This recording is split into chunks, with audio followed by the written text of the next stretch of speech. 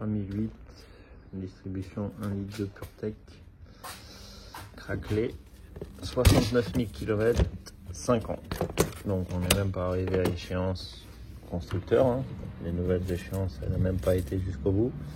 Je vais vous montrer l'état de la courroie. Courroie à 69 000 km. Elle a des craquelures et c'est fissuré. Est-ce que j'arrive à zoomer?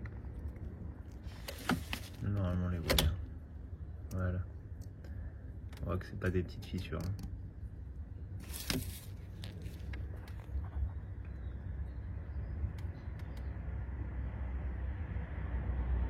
Bien évidemment, on va faire la vidange et on va changer la courroie. On va pas juste faire l'entretien, contrôler à chaque fois l'état avant de faire une vidange. Grosse particularité de ce moteur, alors c'est la même base, hein. Enfin, façon de parler, que sur l'autre génération. Là, ce qu'il va falloir faire, c'est dégager un petit peu de place pour pouvoir enlever le carter médian comme ça. En fait, ça, c'est pas un carter complet comme sur l'autre modèle, parce que justement, après on a la pompe et tout ici. Donc là, on va faire tout en sorte de démonter ce carter là. On peut utiliser les anciens outils de pigeage, mais il faudrait démonter le carter inférieur en alu pour pouvoir le plaquer à plat. Donc là, il y a des nouveaux outils qui existent pour pouvoir caler au niveau de cet arbre à cam là et au niveau de l'arbre à cam à l'arrière, au niveau de la pompe à vide. Donc ici pareil, on va faire de la place, tac, on va libérer ici, tac, pour pouvoir après avoir accès et pouvoir enlever ce carter et intervenir tranquillement. Donc je vous montre par étapes, ça sera des séquences comme sur les autres vidéos, hein. Il n'y aura pas tout le démontage. Donc là il faut faire de la place ici, là, pompe à vide sortie, et après on va faire de la place ici pour y accéder aussi. Bon, après avoir décalé durite latérale, durite qui traverse, là, pompe à vide, débrancher le raccord d'essence. Attention, ça lui gicle à la gueule. Là, on défait toutes les vis de 8 de ce carter là, et lui, on changera le joint neuf pour la remise en place. Donc là, on défait toutes les vis, on enlève, et après en haut, on aura fini. Après, on passera en dessous pour déjà caler le moteur en bas et trouver les bons points moraux. Une fois qu'on a trouvé les bons emplacements, on commencera à attaquer la dépose du dampère et la dépose du reste en fait. Comme ça, je vous montrerai l'avancement. Voilà comment se présente le carter.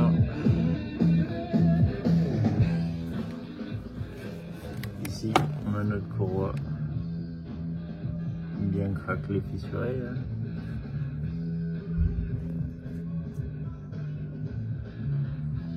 Là, on va venir piger après ici, une fois qu'on a pigé en bas, ici. Et le repère juste derrière. Ça évite d'enlever tout le carter supérieur pour pouvoir piger avec l'autre pige. Bon, comment ça se présente? On enlève le pare-boue, on enlève la roue, on fait de la place, on enlève le cache inférieur. Là, on va vidanger, enlever le filtre à huile. J'aurai une caméra pour pouvoir contrôler la crépine. On va défaire le dampère, le galet, parce qu'on change le kit accessoire. Et après, on va piger en bas. On va mettre les piges d'en haut, vérifier qu'on a tout bien calé. Et après, on pourra attaquer la dépose de la distribution. Et voilà. Une fois qu'on a enlevé la poulie, la pompe, la courroie de pompe, on va contrôler qu'il n'y ait pas de fuite, la pompe à eau, qu'il n'y ait pas de jeu, non. Ici on a le carter qu'on va déposer avec le galet enrouleur et le galet tendeur. Ici on dépose le galet de kit accessoire, on vérifie l'alternateur, le compresseur, qu'il n'y ait aucun grippage, comme ça. Là on peut commencer à vidanger, on va enlever ce cache et après on va piger le moteur. Voilà comment ça se présente après dépose du cache. On voit la courroie, les galets, le tendeur comme sur l'autre. Ici on laisse ça, on défait rien encore. On a vidangé. Vidange, filtre à huile. Là je vais passer la caméra par ici et je vais vous montrer si on voit la crépine pour éviter de déposer tout le carter s'il n'y a pas besoin. Après avoir mis la piche du bas, ici il faut que celui-là il soit droit. Donc là ça a l'air plutôt bon. Et celui-là aligné. Ça a l'air plutôt bien. On a l'air d'être sur la bonne position. Je vais mettre les outils. Si ça passe, c'est qu'on est bien piché. La particularité pour ce modèle-là, c'est d'avoir ce kit de piche. Donc ça va être la piche supérieure qui évite justement de tout démonter, qui va venir prendre directement sur la cam. Et celle-là, celle qui va au niveau de la pompe à vide, comme ça, normalement. Comme ça, ou alors comme ça. Tout dépendra des emplacements de vis. Donc, je vais vous montrer ça une fois qu'elles sont mises sur place. Et voilà. Piche du bas placée, piche du haut placée avec les vis. Voilà comment ça rentre. Et en bas, ça donne ça. On est bien dedans. Voilà, on voit bien. On est dans les bonnes positions. Moteur figé. Donc maintenant, on peut desserrer le damper, le galet, tendeur, galet enrouleur, on a de la courroie et on fait ce qu'on a. Bon, comment ça se présente? Une fois qu'on a enlevé le tendeur, le galet, on met les deux petites vis pour pouvoir tirer.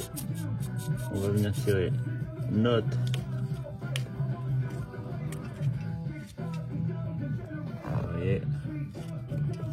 pignon, le dessus, hop, on fait venir l'ensemble.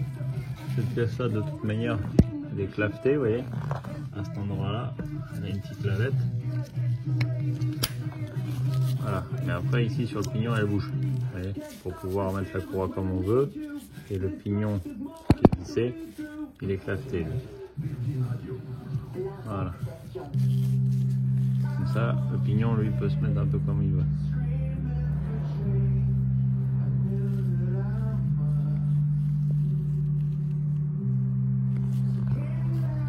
Après on peut enlever la courroie par en haut. On va changer aussi le joint split de Librequin. Et voilà. Alors rendez-vous jusqu'au 5 octobre chez Carrefour et Carrefour Market. Carrefour, on a tous droit au meilleur. 100% coton, 57 fils par centimètre carré, différentes tailles à des prix différents. Détails sur carrefour.fr. À 7h du matin, certains dorment et d'autres se lèvent. Mais à 7h du matin, vous, les professionnels du bâtiment, vous êtes déjà prêts à tout donner. Alors, chez Leroy Merlin, on donne le maximum pour vous en ouvrant la cour des matériaux et le service retrait marchandises dès 7h et jusqu'à 20h. Et ça aide pour finir dans les temps. Leroy Merlin, on peut tout construire ensemble, même l'avenir. Leclerc, bonjour. Oui, bonjour. C'est pour vous dire que ce soir, c'est mon copain qui prépare le dîner. Ah, sympa. Bah, pas sûr, justement. Mais grâce à vous, j'ai un plan de secours avec votre promo charcuterie. Jambon, copa, saucisson. Ouf, le dîner est sauvé. Surtout avec 34% de tickets Leclerc sur la charcuterie libre-service et frais emballés. Voilà comment ça se présente, le kit courroie de pompe à eau, galet enrouleur qui a été modifié, il est plus large et la vis elle est intégrée directement. Je vous montre l'ordre de montage, le galet tendeur et le joint l'outil couvre-culasse avec la visserie pour le Librequin. Et voilà. Voilà ce que ça donne la courroie neuve avec l'outil.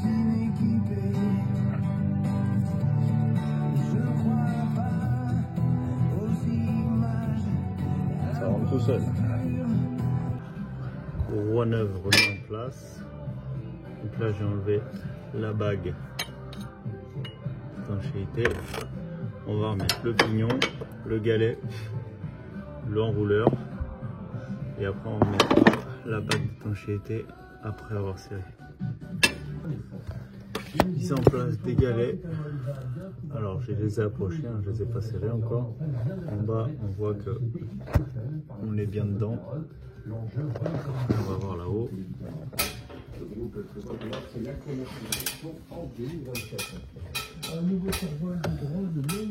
On voit qu'on est bien placé, hein. Donc après on fait la tension et on est bon. Voilà ce que ça donne une fois que c'est tendu. Dans les repères, le galet serré.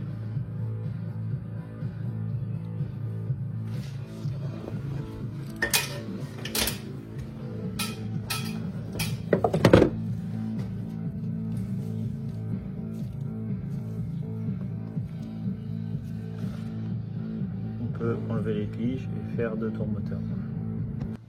J'ai enlevé la pige du bas, les piges du haut. Je vais faire 2 tours moteur et vérifier que tout tourne correctement. Une fois que ça sera confirmé, on pourra remettre les piges pour confirmer qu'on est en bonne position en haut et en bas.